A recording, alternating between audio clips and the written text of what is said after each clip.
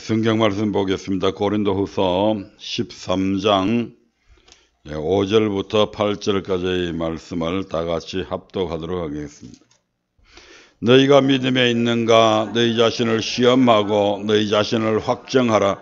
예수 그리스도께서 너희 안에 계신 줄을 너희가 스스로 알지 못하느냐? 그렇지 않으면 너희가 버리운 자니라. 우리가 버리운 자 되지 아니한 것을 너희가 알기를 내가 바라고, 우리가 하나님께서 너희로 악을 조금도 행하지 않게 하시기를 구하노니, 이는 우리가 옳은 자임을 나타내고자 함이 아니라 오직 우리는 버리운 자 같을지라도 너희로 선을 행하게 하고자 함이라. 우리는 진리를 거스려 아무것도 할 수 없고 오직 진리를 위할 뿐이니. 아멘. 본문의 말씀을 통해 함께 은혜 나눌 말씀의 제목은 언약의 말씀으로 진단하라는 7번째 시간입니다.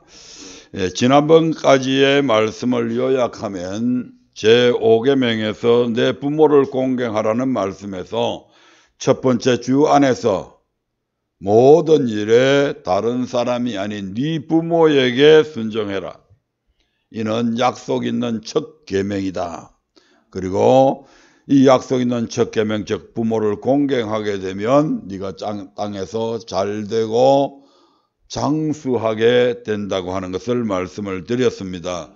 반면에 부모에게 순종하지 않는 자녀들은 엄히 징계해서 그들에게 저주가 임하게 되고, 그래도 그들이 부모를 공경하지 않게 되면 심지어 죽이라고까지 교훈하고 있음을 보았습니다. 둘째로 우리가 효를 행해서 부모에게 보답해야 됩니다. 부모의 은혜에 보답하는 것은 잘한 것이 아니고 자녀로서의 마땅한 도리라고 하는 것을 말씀을 드렸습니다. 그리고 제6계명에서 살인하지 말지니라고 말씀을 했는데, 왜 살인하지 말아야 되느냐? 그 이유는 무엇인가? 바로 사람은 하나님의 형상대로 지음받은 특별한 존재다. 아멘. 따라서 살인은 하나님의 형상을 파괴하는 행위이기 때문에 살인하지 말아야 된다고 하는 것을 말씀을 드렸고, 두 번째로 생명의 주권자가 바로 내가 아니라 하나님이시라고 하는 사실입니다. 그러므로 내가 아무리 타인이 미워도 그 사람을 죽일 수 있는 권세는 내게 없다 이 말입니다. 내 생명이나 타인의 생명 또한 주권자는 하나님이십니다. 그래서 자살도 안 된다 이 말입니다. 왜? 내가 내 생명의 주인이 아니고 주님이 내 생명의 주인이시기 때문에 그렇다는 걸 말씀을 드렸습니다.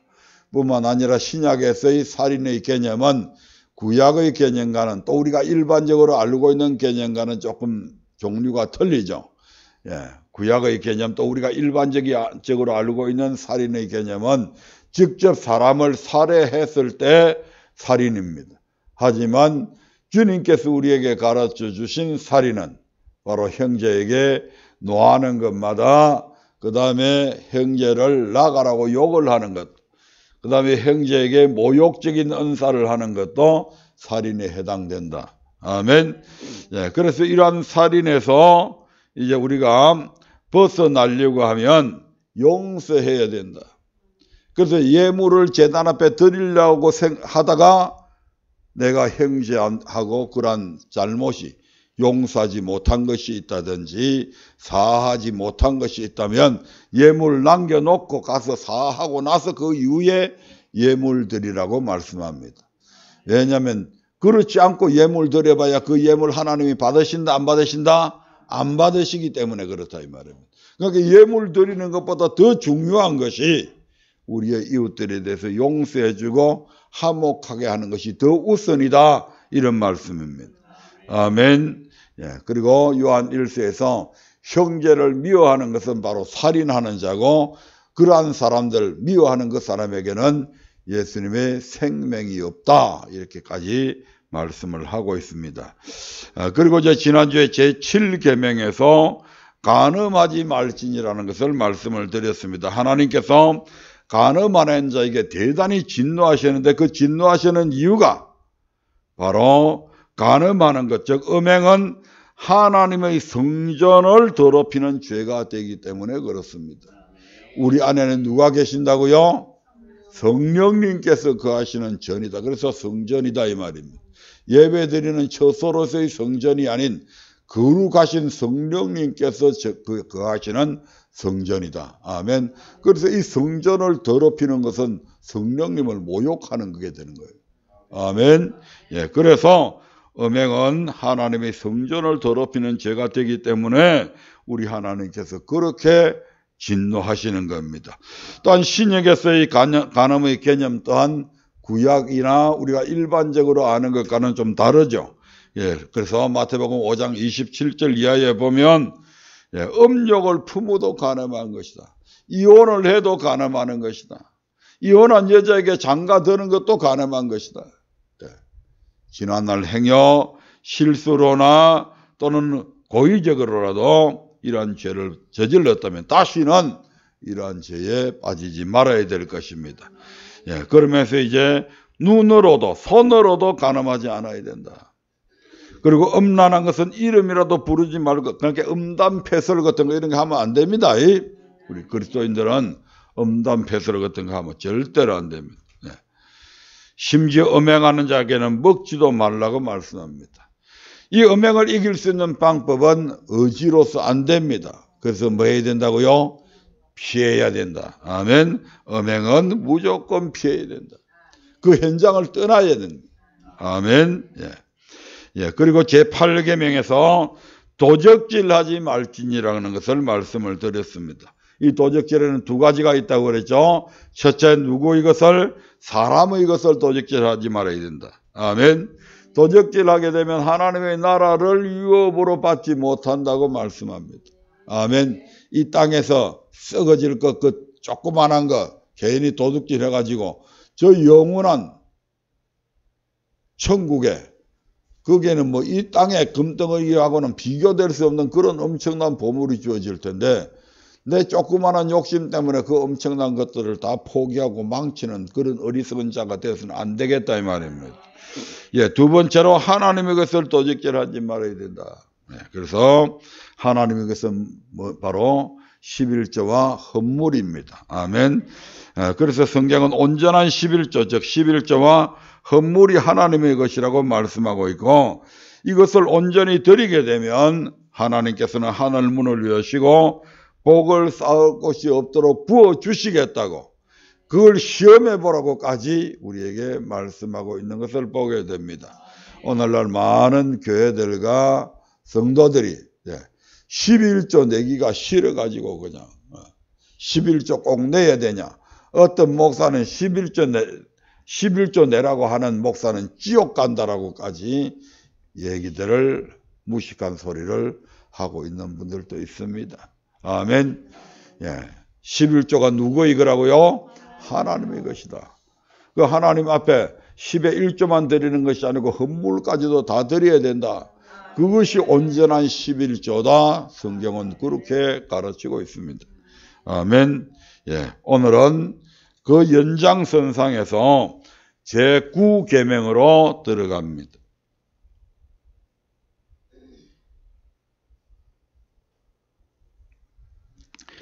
예, 제9계명 거짓 증거하지 말지니라고 말씀합니다. 출애굽기 20장 16절의 말씀입니다. 예, 같이 읽어보겠습니다. 시작. 내 이웃에 대하여 거짓 증거하지 말지니라. 하나님은 이웃에 대하여 거짓 증거하지 말라고 명하셨습니다. 이는 거짓 증거를 통해서 상대방에게 돌이킬 수 없는 해를 가할 수 있기 때문입니다. 이것을 잘 보여주는 사건이 바로 열왕기상 21장에 나오는 나봇의 포도원 사건에서 알 수가 있습니다. 이스라엘 사람 나봇에게는 조상에게 물려받은 포도원이 있었는데 그 당시에 이스라엘 왕이 바로 아합 왕이었잖아요. 이 아합 왕이 어느 날 그 성 앞에 있는 이 나봇의 포도원이 그렇게 탐이 났어요. 그래서 그 포도원을 저걸 내가 좀 얻어야 되겠는데 해서 나봇에게 내가 이 포도원보다 더 아름다운 포도원을 주겠다고 하고 또 포도원의 값을 얼마든지 돈으로 주겠다고 제안하기도 했습니다만은 그러나 나봇은 아합의 제안을 거절하게 됩니다. 왜 아합 돈을 더 많이 준다는데 또 대토를 해 준다는데 왜 나봇은 거절했을까요? 열왕기상 21장 3절의 말씀을 한번 보겠습니다. 같이 읽어봅니다. 나봇이 아합에게 말하되 내 열조 유업을 왕에게 주기를 여호와께서 금하실지로다 하매. 이스라엘의 율법에는 토지를 함부로 사고 팔고 못합니다. 아멘. 각 지파별로 다 때가 있고 그 지파에서 또 개인별로 전부 다 조상 대대로 딱 토지가 정해져 있잖아요. 토지는 사고 팔 수 있는 그런 대상이 아니다 이 말입니다. 그래서 나봇은 토지 매매는 하나님께서 금하신 일이기 때문에 조상으로부터 물려받은 땅을 팔 수 없다고 한 것입니다. 왕은 이것을 더 잘 알고 있죠. 이렇게 해서 이제 원하는 것을 손에 넣지 못하게 되자 아합은 그것 때문에 답답해하고 근심하고 심상에 누워서 식사를 하지 않게 됩니다. 이제 이것을 보는 그의 아내 이세벨이 아합에게 도대체 당신 왜 그러냐고. 왜 식사도 안 하고 얼굴에 수심이 가득해가지고 도대체 무엇 때문에 그러느냐고. 도대체 얘기는 좀 해보라고. 그렇게 이유를 물었고 아합은 그 모든 일을 자초지종 이세벨에게 전하게 됩니다. 이에 이세벨은 무슨 그런 걸 가지고 걱정하냐고. 걱정하지 말라고 내가 다 알아서 처리한다고. 그리고선 나봇의 포도원을 빼앗을 관계를 꾸미게 됩니다. 열왕기상 21장 7절부터 10절의 말씀을 보겠습니다. 그 아내 이세벨이 저에게 이르되 왕이 이제 이스라엘 나라를 다스리시나이까 일어나 식사를 하시고 마음을 즐겁게 하소서. 내가 이스라엘 사람 나봇의 포도원을 왕께 드리리이다 하고 아합의 이름으로 편지들을 쓰고 그 인을 쳐서 그 성에서 나봇과 함께 사는 장로와 기인들에게 보내니 그 편지 사연에 이르기를 금식을 선포하고 나봇을 백성 가운데 높이 앉힌 후에 비류 두 사람을 그 앞에 마주 앉히고 저에게 대하여 전가하기를 내가 하나님과 왕을 저주하였다 하게 하고 곧 저를 끌고 나가서 돌로 쳐 죽이라 하였더라. 이세벨은 아합의 이름으로 편지를 써서 나봇이 사는 성의 장로와 기인들에게 비밀리에 보내고 그리고 비류, 건달 두 놈을 사가지고 거짓 증언으로 세서 나봇이 하나님과 왕을 저주하는 소리를 내가 들었다. 이렇게 거짓 증거를 하게 한 후에 그를 돌로 쳐 죽이라고 합니다. 이 같은 이세벨의 계략은 그대로 이루어져서 비류 두 사람의 거짓 증거로 인해 나봇은 돌에 맞아 죽게 됩니다. 이처럼 거짓 증거는 상대를 죽음에 이르게도 할 수 있는 죄악인 것입니다. 오늘날에도 이러한 죄악들이 많이 판치죠. 없던 일도 꾸며내고 조그마한 일도 크게 침소봉대시켜가지고 감옥에 갈 일도 아닌 것을 감옥에 집어넣고 그런데 우리 하나님 반드시 심판하십니다. 이세벨의 계략이 그들에 이루어졌을 때 그들의 거짓이 성공했을 때 이세벨과 거짓 증인들은 계제를 불렀을 것입니다. 하지만 하나님은 이 모든 사실을 보고 계셨고 심판을 예언하시게 됩니다. 아멘. 열왕기상 21장 19절의 말씀을 한번 보겠습니다. 시작.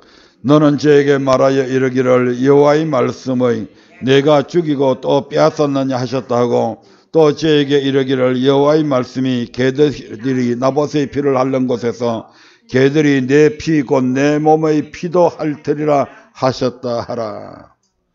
바로 엘리야 선지자가 아합왕을 만나서 여호와의 말씀을 이렇게 전하게 됩니다.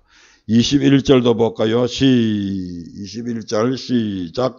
여호와의 말씀이 내가 재앙을 내게 내려 너를 썰어버리되 내게 속한 남자는 이스라엘 가운데 매인자나 노인자를 다 멸할 것이요. 네뿐만 아니라 네게 속한 모든 남자들은 다 그렇게 멸망받게 될 것이다. 아멘. 예, 23절부터 24절도 보겠습니다. 이제 이세벨에 가는 것이죠. 시작. 이세벨에게 대하여도 여호와께서 말씀하여 가라사대 개들이 이스라엘 성 끝에서 이세벨을 먹을지라. 아합에게 속한 자로서 성읍에서 죽은 자는 개들이 먹고 들에서 죽은 자는 공중의 새가 먹으리라 하셨느니라 하니, 그들이 하나 행한 그 거짓으로 인해서 나봇을 죽였을 때에 그 모든 것을 우리 하나님께서 다 알고 계셨고 보고 계셨다 이 말입니다. 그리고 그 악에 대해서 반드시 보응하겠다고 말씀합니다. 예, 열왕기하 9장 22절부터 23절에 보면 아합의 신하인 예후가 결국 기름 부음을 받고 반역을 일으켜서 아합의 아들 시대, 아합 때에는 왜 하나님께서 아합을 그렇게 하겠다고 해놓고 왜 안 했냐면 아합이 엘리야의 이 예언을 듣고 그때부터 굵은 벼옷을 입고 걸음도 천천히 하면서 하나님 앞에 참회했습니다. 아멘. 예, 그래서 하나님께서 야, 아합이 내 앞에 겸비함을 보이고 참회하니까 이 일을 아합 시대에 하지 말고 예, 그 아들 뒤에 가서 해라고 해서 아합의 아들인 요람 시대에 결국 예후가 반역을 일으켜서 요람이 그 자리에서 죽고 예, 그리고 나봇의 밭에 던져지게 됩니다. 뿐만 아니라 성에 당도했을 때 이세벨이 화장하다가 이제 예후가 오는 것을 보고 예, 따지다가 밑에서 성 밑에서 예후가 그 옆에 있는 내시들 보고 야, 너들 죽지 않으려면 그 계집을 당장 이 성 밖으로 밑에 밀쳐 떨어뜨리라. 그래가지고 성 밑에 떨어져 죽게 되었는데 그것을 바로 개들이 다 먹어 치워버리고 두개굴하고 몇 개만 남아 있었습니다. 그래서 예후가 장사를 치러 주려고 했는데 장사까지도 치르지 못하도록 하나님께서 철저하게 보응했던 것을 보게 됩니다. 한번 볼까요? 열왕기하 9장 34절부터 37절 한번 보겠습니다. 결과 한번 봐야죠. 열왕기하 9장 34절부터 37절입니다. 예후가 들어가서 먹고 마시고 가로되 가서 이 저주받은 계집을 찾아 장사하라. 저는 왕의 딸이니라 하며 가서 장사하려 한적 그 두골과 발과 손바닥 외에는 찾지 못한지라. 돌아와서 고한데 예후가 가로되 이는 여호와께서 그 종 디셉 사람 엘리야로 말씀하신 바라. 이러시기를 이스라엘 토지에서 개들이 이세벨의 고기를 먹을지라. 그 시체가 이스라엘 토지에서 거름같이 밤매내 있으리니 이것이 이세벨이라고 가리켜 말하지 못하게 되리라 하셨느니라. 아멘. 예, 이처럼 하나님은 거짓 증거하는 자에 대해서 분명하게 심판을 선언하시고 또 그대로 이행하셨습니다. 아멘. 예, 신명기 19장 16절부터 19절에서는 보면 위증하는 자에 대해서 이렇게 교훈하고 있습니다. 신명기 19장 16절부터 19절입니다. 시작. 만일 위증하는 자가 있어 아무 사람이 악을 행하였다 말함이 있으면 그 논쟁하는 양방이 같이 하나님 앞에 나아가 당시 제사장과 재판장 앞에 설 것이요 재판장은 자세히 사실하여 그 정인이 위정이니라 그 형제를 거짓으로 무함한 것이 판명되면 그가 그 형제에게 행하려고 꾀한 대로 그에게 행하여 너희 중에서 악을 지할지라. 증거하는 자가 거짓 증거로 형제를 모함하였다고 판명이 나면 그가 그 형제에게 그렇게 누명을 뒤집어 씌워서 행하려고 했던 깨한 대로 그에게 행해서 악을 제거하라고 말씀을 합니다. 그가 그 형제에게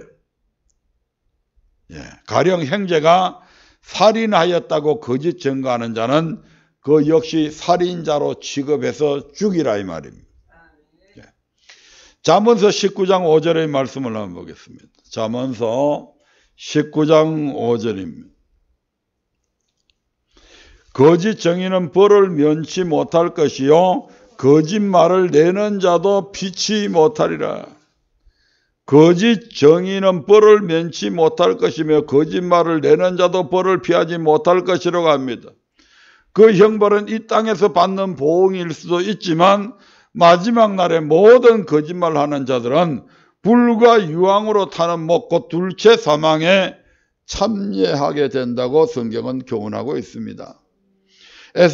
계시록 21장 8절의 말씀을 통해서 확인해 보도록 하겠습니다. 계시록 21장 8절입니다. 시작. 그러나 두려워하는 자들과 믿지 아니하는 자들과 흉악한 자들과 살인자들과 행음자들과 술객들과 우상 숭배자들과 모든 거짓말하는 자들은 불과 유황으로 타는 못에 참여하리니 이것이 둘째 사망이라. 이 땅에서 또 이 땅에서도 우리 하나님께서 그들의 악을 보고 계셔서 그들을 벌하실 뿐만 아니라 장차는 하나님의 나라를 유업으로 받지 못하는 것까지는 뭐 그렇다 치고 영원한 불과 유황으로 타는 못 지옥에 참여하게 된다고 말씀합니다. 예레미야 23장 21절부터 22절에 보면 거기에 거짓 선지자들이 많이 나옵니다. 예레미야를 제외한 수많은 거짓 선지자들이 그 시대에 덕실되시게 했습니다. 하나님의 말씀을 들려서 백성들로 하여금 악한 길과 악한 행에서 돌이키게 해야 되는데 선지자들은 아멘. 이 거짓 선지자들은 바알을 의탁해서 예언해가지고 백성을 그릇되게 했다고 그렇게 말씀합니다. 한번 찾아볼까요? 예레미야 23장 21절부터 22절입니다. 같이 읽어봅니다. 시작. 이 선지자들은 내가 보내지 아니하였어도 다름질하며 내가 그들에게 이르지 아니하였어도 예언하였은즉 그들이 만일 나의 회의에 참여하였다면 내 백성에게 내 말을 들려서 그들로 악한 길과 악한 행위에서 돌이키게 하였으리라. 선지자는 뭐 하는 사람입니까? 하나님의 말씀을 하나님 대신 전해야 되는 사람들이 선지자잖아요. 하나님이 직접 전하시면 사람들이 그 전함을 듣고 죽게 되잖아요. 아멘. 그것이 이제 출애굽기 20장에 나오는 사건들이었잖아요. 그래서 그때부터 하나님께서 선지자를 대신 세우게 되는데 그 선지자들의 사명은 뭔지 하면 지금 방금 22절에서 말씀하신 것처럼 내 백성에게 내 말, 즉 여호와의 말씀을 들려서 그들로 악한 길과 악한 행에서 돌이키게 해야 되는데 자기들이 말로 찌어내가지고 뭐 때문에 바알을 의탁해서 아멘. 13절 한번 볼까요? 23장 13절 시작. 내가 사마리아 선지자들 중에 우매함이 있음을 보았나니 그들은 바알을 의탁하고 예언하며 내 백성 이스라엘을 그릇되게 하였고 바알을 의탁했다는 말이 무슨 말입니까? 바알은 가나안 사람들이 섬기는 신입니다. 아멘. 이 바알 신은 부부 신인데 여자 신은 자기 마누라 신은 아세라고 바알은 남자 신입니다. 아멘. 그래서 바알은 뭘 주관한다고 믿었냐 하면 풍부함을 주관한다 이렇게 믿었습니다. 그 바알이 때를 따라 비를 내려주지 아니하면 농사가 풍년을 이룰 수 없기 때문에 그래서 바알을 섬긴다는 것은 풍부의 신을 믿었다 이 말입니다. 아멘.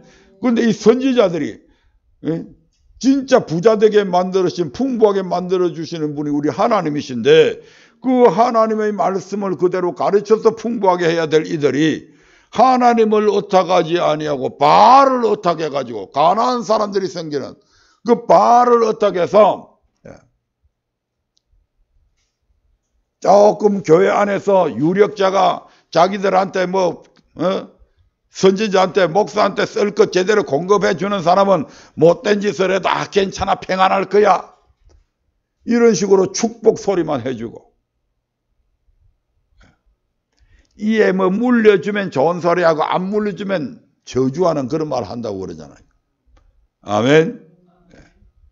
그러니까 이것들이 그렇게 해가지고 거짓말로 백성들한테 악을 행하는데 불구하고 형통할 것이라 얘기하고 이스라엘은 절대 우리 유다는 하나님의 선민이기 때문에 멸망당하지 않는다고 백성들한테 얘기해가지고 결국 거기에 쏘가 넘어간 백성들이 계속 악에서 돌이키지 않음을 통해서 결국 바벨론의 포로로 나라를 멸망시켜버리는 그 역할을 그 시대의 선지자들이 해왔다 이 말이에요. 어쩌면 오늘날의 대한민국과 같은 그런 이 땅에도 그런 목사들이 너무 많기 때문에 나라가 어지럽지 않나 하는 생각들도 해봅니다. 저도 그 중에 한 사람일지 모르겠습니다.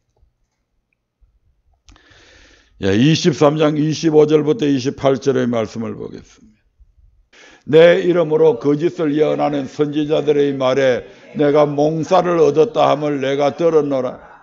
거짓을 예언하는 선지자들이 언제까지 이 마음을 품겠느냐. 그들은 그 마음에 강교한 것을 예언하느니라. 그들이 서로 몽사를 말하니 그 생각인즉 그들의 열조가 바알로 인하여 내 이름을 잊어버린 것 같이 내 백성으로 내 이름을 잊게 하려 함이로다.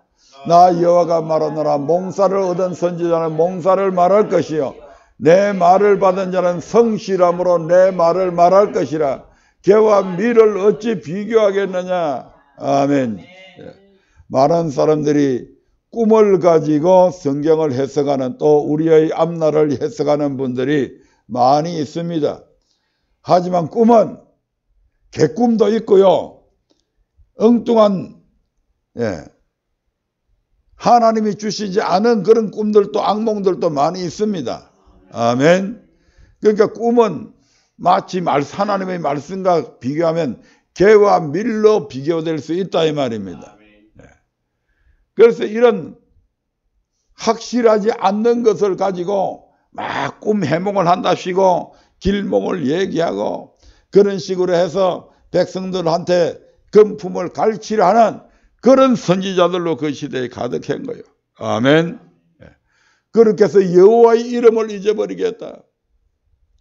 여호와의 말씀을 들려줘야 여호와를 기억할 것인데. 아멘. 그래서 그 말씀을 듣고 우리나라가 내가 이렇게 잘못되기 때문에 나라가 위태한 지경에 있고 내가 지금 어려움을 겪고 있군 해서 그 어려움에서 돌이키게 해야 되는데 그렇게 못했다는 얘기죠. 아멘.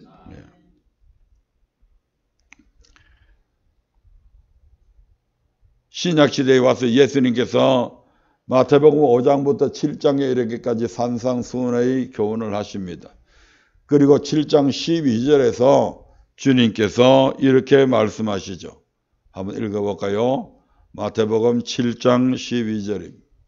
시작. 그러므로 무엇이든지 남에게 대접을 받고자 하는 대로 너희도 남을 대접하라. 이것이 율법이요 선지자니라. 마태복음 5장부터 7장 11절까지에 가르친 이 말씀이 바로 율법이고 선지자다. 율법이요 선지자들이 가르친 내용이 바로 이렇다 이 말입니다. 아멘. 뭐 하는 것이요? 남에게 대접을 받고자 하는 대로 너희도 남을 대접해라. 결론을 그렇게 내고 있습니다. 하나님을 하나님으로 대접할 줄 알아야 된다 이 말입니다. 구체적으로 이야기하면 1계명부터 4계명의 말씀대로 순종함으로 하나님을 하나님답게 섬겨야 됩니다. 하나님 외에 다른 신을 두지 않아야 되고 하나님과 재물을 개마에 섬기지 않아야 된다 이 말입니다. 하나님의 우상을 만들지도 말고 절하지도 말고 섬기지 말아야 됩니다. 근데 하나님보다 더 귀하게 여기는 게 얼마나 많아요. 아멘. 자기 자식들을 얼마나 애지중지 귀하게 여기는지.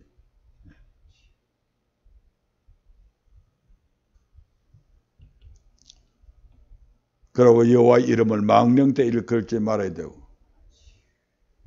안식일을 거룩하게 지켜야 되는데 이런 것들 제대로 하냐 이 말입니다. 하나님은 하나님대로 대접 안 하는 거예요. 그러면서도 자기 자신들은 대접받기를 원합니다. 그러니까 그 대접이 좋은 대접이 안 되잖아요. 아멘. 욕이나 얻어먹는 세상 사람들께 집합히는 대접으로 되돌아오잖아요. 아멘.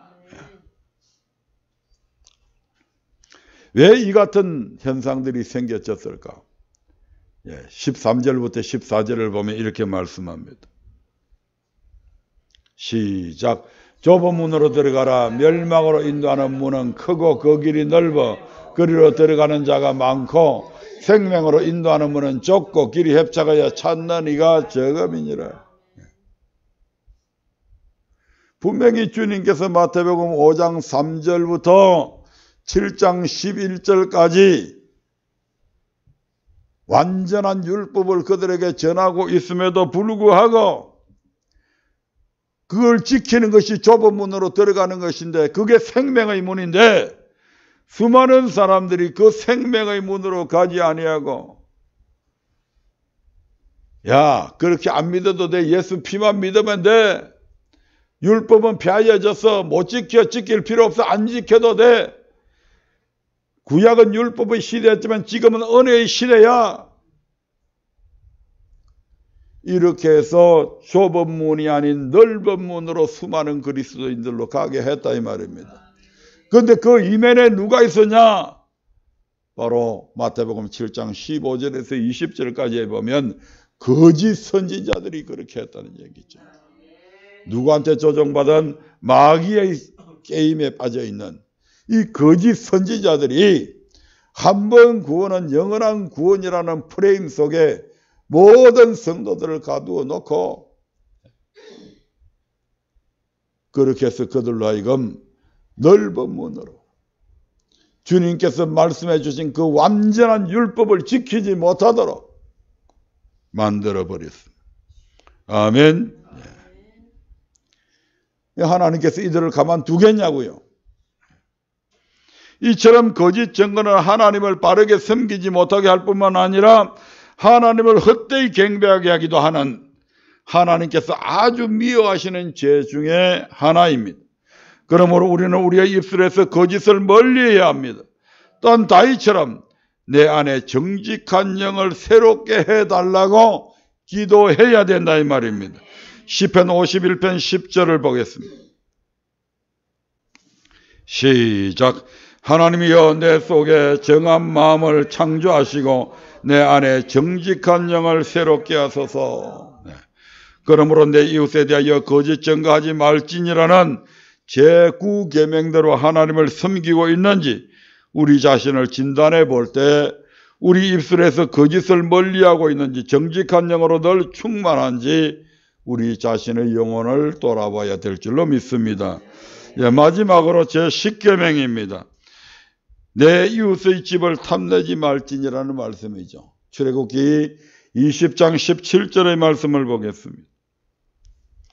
시작. 내 이웃의 집을 탐내지 말지니라. 내 이웃의 아내나 그의 남종이나 그의 여종이나 그의 소나 그의 낙이나 물은 내 이웃의 소유를 탐내지 말지니라.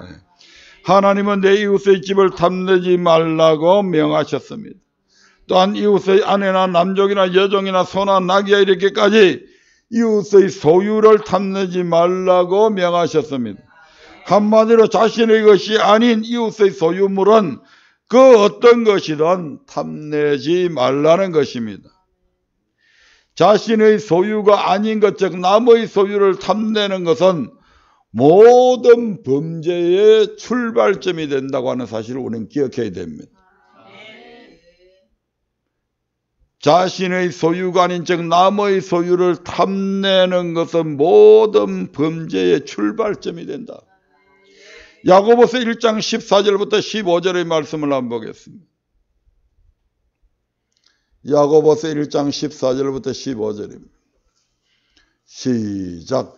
오직 각 사람이 시험을 받는 자는 자신이 욕심에 끌려 미혹됨이니 욕심이 잉태한 적 죄를 낳고 죄가 장성한 적 사망을 낳느니라.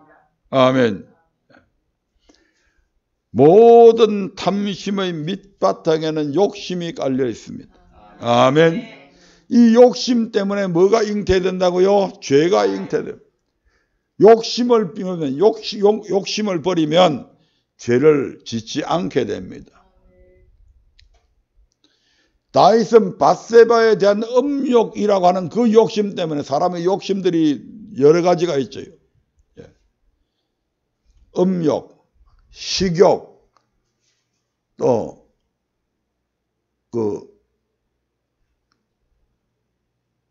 금을 물질을 탐하는 그 욕심을 갑자기 용어가 생각이 안 나요. 뭐 탐욕은 전체적으로 탐하는 것을 다 가리켜서 하는 이야기고, 무력, 이런 여러 가지 욕심들이 있습니다. 이 욕심을 자꾸 비워내야 돼요. 이 욕심이 있으면요, 반드시 욕심은 뭘 한다고요? 죄를 잉태하게 되어 있어. 죄가 잉태되면 그냥 뱃속에서 가만히 있냐 마음속에 가만히 있냐 아니라 이 말입니다.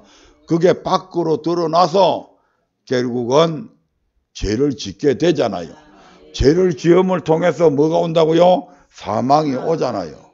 참 간결하면서도 간단하게, 간결하면서도 우리가 왜 범죄하게 되는지 아주 간단하면서도 요약해서 말씀해 놓은 말씀 같아요.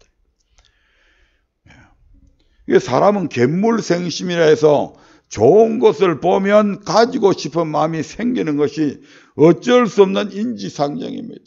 이게 사람의 마음이라고요.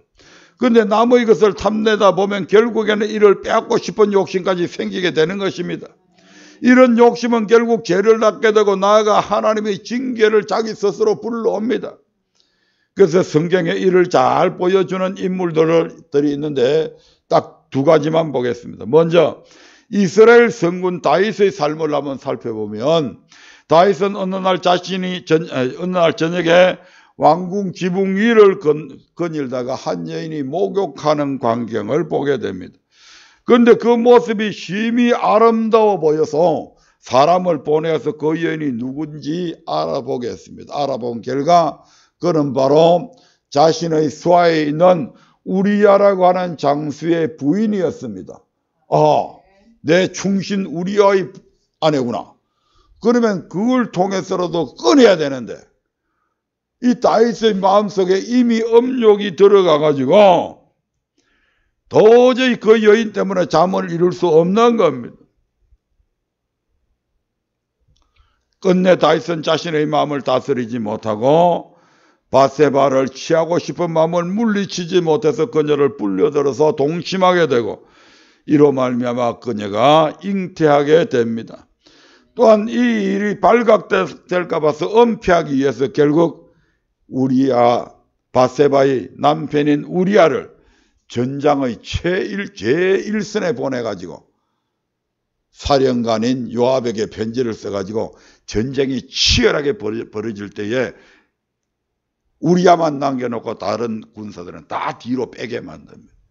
우리야 혼자서 모압의 적군의 손에 의해서 결국 처참하게 전쟁터에서 죽게 되는, 차도 살인까지도 하게 되는, 다른 사람의 칼을 빌어서 자기의 충신을 죽이는 이와 같은 더러운 짓을 행했다 이 말이에요. 아멘. 무엇 때문에요? 욕심 때문에.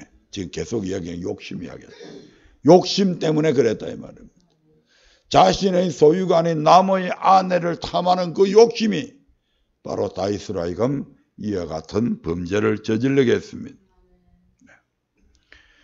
두 번째로 선지자 엘리사의 사안 가운데에 엘리사의 몸종이었던 게하시라고 하는 종이 있습니다. 이 역시 다른 사람의 소유물을 탐내어 범죄한 인물입니다. 자신의 문둥병을 치유받기 위해서 선지자 엘리사를 찾아왔던 아람의 군대 장관 나아만은 문둥병이 치유되자 엘리사에게 예물을 드리려고 이미 마차에 싣고 예물을 드리려고 했지만 엘리사는 아직 아람과 이스라엘이 적대국 관계가 있기 때문에 예물을 받지 않았습니다. 그것 때문에 자기가 무시당할 수 있다 이 말입니다. 자기 나라가 무시당할 수 있는 거예요. 얼마나 자기 나라에 대한 자긍심이 강했는지 모릅니다. 그래서 나는 이런 예물 안 받는다고, 내가 예물 받고 이런 거 받고 내가 병 고쳐주는 그런 사람 아니라고. 그래서 그냥 돌려보내게 됩니다. 그 당시에 이스라엘 땅덩어리는 굉장히 핍절했습니다. 아멘. 이걸 이제 엘리사는 나아만이 제차 받기를 강건했음에도 불구하고 이를 받지 않고 돌려보내는데, 이것을 가만히 본 게하시는 엘리사가 돌려보낸 그 예물이 심히 탐이 나서 나아만을 뒤쫓아가게 됩니다. 야, 저 금덩이 은덩이 2달란트만 있으면 맛있는 것도 사 먹고 소고기도 소도 먹고 양도 잡아먹고 맛있는 것도 많이 먹을 텐데, 또 이런 시골 구석에서 할아버지 흙집에서 안 살아도 될 텐데 별별 생각이 다 드러나 봐요. 그래서 바로 이 나아만을 뒤쫓아가 가지고 그에게 무엇이든 얻어낼 심산으로 찾아갔습니다. 그리고 마치 자기의 주인인 엘리사가 심부름을 자기한테 보낸 양 은 1달란트와 옷 2벌만 달라고 지금 우리 선생님한테 가난한 생도들이 지금 찾아와 가지고 걔들을 지금 당장 먹여야 되는데 먹일 만한 양식이 없고, 그러니까 또 옷도 남루해서 옷도 좀 줘야 되고, 그러니까 옷 2벌하고 은 1달란트만 달라고 얘기하게 됩니다. 나아만이 뭐라고 생각했겠어요? 내 면전에서는 그래 줘도 막 체면 생각하면서 안 받고 그러더니 자기 종을 통해서 뒤로 돌려서 이렇게 주라는구나, 이런 생각이 안 들겠어요? 완전히 자기 스승을 개망신시켜버리는 거예요. 그렇게 천연덕스럽게 거짓말을 해서 나아만이 그에게 은 1달란트만 준 게 아니고 은 2달란트하고 이제 옷을 2벌을 주게 됩니다. 그런데 게하시는 엘리사가 돌려받는 그 뇌물이, 그래서 나아만은 게하시에게 은 2달란트 옷 2벌을 줬고, 게하시는 그것을 자기 집에 몰래 감추어 두고 천연덕스럽게 엘리사 앞에 나타나게 됩니다. 엘리사가 야 어디에 갔다 오냐 물어보니까 아무데도 가지 않았다고 또 천연덕스럽게 거짓말을 합니다. 이 일로 엘리사는 게하시를 책망하며 나아만의 문둥병이 그와 그 자손에게 미쳐서 영영토록 이룰 것이라고 예언하였고, 이는 게하시에게 그대로 이루어집니다. 문둥병이 걸린 게하시가 금덩어리로 만든 옷을 입으면 그게 속이 편하겠습니까? 그게 격리돼 가지고 저 칙칙한 동굴 속에서 생활해야 되는. 엘리사가 돌려보낸 예물은 처음부터 게하시의 것이 아니었습니다. 그러나 게하시는 자기 것이 아닌 물건을 탐내다가 거짓말로 그 물건을 취하였으며 주인까지 속이는 거짓말을 하게 됩니다. 이같이 탐심을 품은 결과 그에게 돌아온 것은 하나님의 징계였습니다. 이처럼 남의 것을 욕심내는 탐욕은 더 큰 죄를 낳게 하며 이로 인해 필연적으로 하나님의 징계를 받을 수밖에 없는 죄를 짓게 합니다. 그러므로 우리는 내 것이 아닌 것은 아무리 작은 것이라 할지라도 절대로 탐내서는 안 됩니다. 설사 길에 떨어져 있어서 주인을 찾을 수 없는 물건이라 할지라도 내 것이 아니라면 절대로 취하지 말아야 합니다. 이 같은 작은 훈련을 통해 스스로를 단련시킬 때 우리는 큰 범죄로부터도 자신을 지킬 수 있을 것입니다. 땅바닥에 시계가 있든지 금반지가 있든지 줍지 말아야지. 그러므로 이웃의 집을 탐내지 말지니라는 제 10계명대로 하나님을 섬기고 있는지 우리 자신을 진단해 볼 때 아무리 작은 것이라 할지라도 내 것이 아닌 것에는 마음을 두지 않으려고 애쓰며 작은 욕심으로 인해 더 큰 욕심이 자라지 않도록 스스로를 단련시키고 있는지 자신을 돌아봐야 할 것입니다. 말씀을 맺으려 합니다. 지금까지 우리는 언약의 말씀으로 진단하라는 주제를 통해 10계명의 말씀으로 우리의 영혼을 진단해보는 그런 시간을 가졌습니다. 우리의 생각과는 달리 언약의 말씀에 비추어 볼 때 여러 가지 잘못된 우리의 모습을 많이 발견할 수 있었을 줄 믿습니다. 앞으로 지속적으로 이런 과정을 통해 우리 영혼을 진단한다면 정확한 진단을 통한 영혼의 치료를 많이 경험할 수 있을 뿐만 아니라 영적 건강을 통해 영혼의 구원에 이르게 되는 축복이 저와 여러분의 가정에 넘쳐나게 될 줄로 믿습니다. 믿음의 결국은 영혼의 구원임을 꼭 기억하시길 거듭 당부드리면서 말씀을 마칩니다. 이 시간 우리가 5계명부터 10계명의 말씀을 가만히 생각해 보면서 기도하는 결단의 기도 시간을 갖도록 하겠습니다.